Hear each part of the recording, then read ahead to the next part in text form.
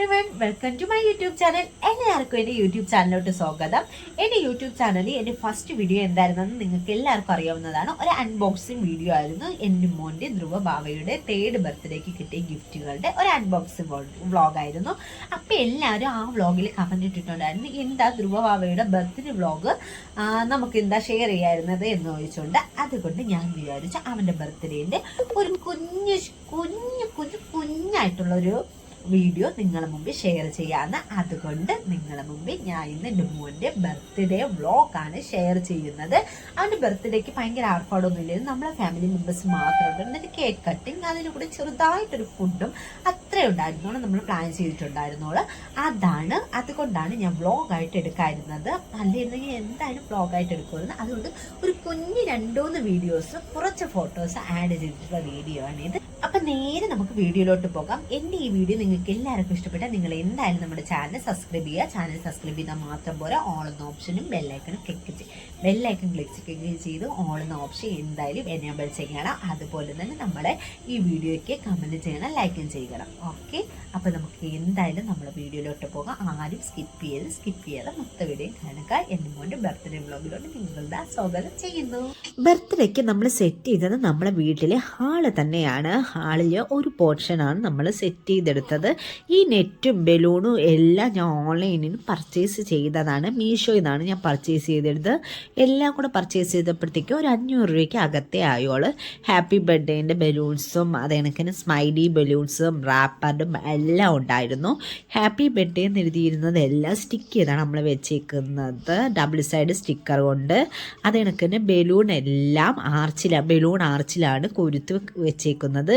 എന്നെ ഈ ബലൂണെല്ലാം സെറ്റ് ചെയ്യാൻ വേണ്ടി സഹായിച്ചത് ഷെഫ്രിൻ ചേട്ടനായിരുന്നു. ഷെഫ്രിൻ ചേട്ടനും സിസ്റ്ററും കൂടെയാണ്. ദൂരെ നിന്നുള്ള വ്യൂ ആണ് നിങ്ങളിപ്പോൾ കണ്ടുകൊണ്ടിരിക്കുന്നത് ഹാളിന് വെളിയിൽ.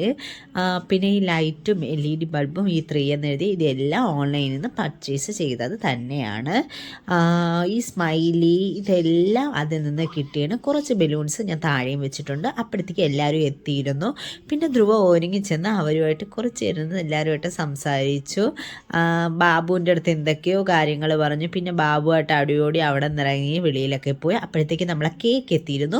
അങ്ങനെ നേരെ നമ്മൾ കേക്ക് സെറ്റ് ചെയ്യാൻ വേണ്ടി പോയി. വാഞ്ചോ കേക്കാണ് നമ്മൾ ഓർഡർ ചെയ്തത്.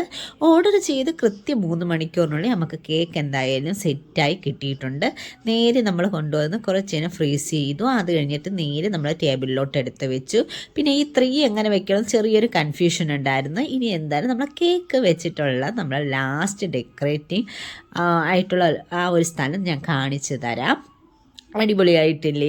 ധ്രുവയ്ക്ക് കണ്ടപ്പോഴത്തേക്ക് ഒരുപാട് ഇഷ്ടമായി. അങ്ങനെ നേരെ നമ്മൾ കേക്ക് മുറിക്കാനായിട്ട് റെഡി ആയിട്ട് ഇങ്ങനെ നിന്ന് കുറച്ച് നേരം ഇങ്ങനെ നിന്നപ്പോഴത്തേക്കാണ് ധ്രുവ ബേക്കുന്ന ഹാപ്പി ബർത്ത്ഡേ ഒരൊറ്റ വാലി. പിന്നെ നമ്മൾ വീണ്ടും അവിടെ ഒട്ടിച്ച് വെക്കുകയാണ് ചെയ്തത്. ഒട്ടിച്ച് വെച്ചിട്ട് നേരെ നമ്മൾ കേക്ക് മുറിക്കാൻ വേണ്ടി പോയപ്പോൾ വീണ്ടും ധ്രുവ അതിൽ പിടിച്ച് വലിച്ചു. വീണ്ടും നമ്മൾ പിന്നെ നിന്നില്ല, നേരെ നമ്മൾ കേക്ക് മുറി സ്റ്റാർട്ട് ചെയ്തു.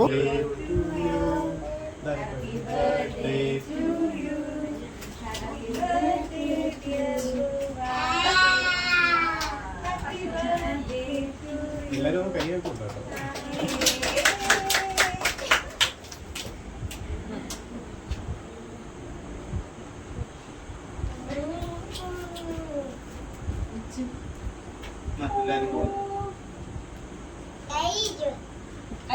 കൈവട്ടെ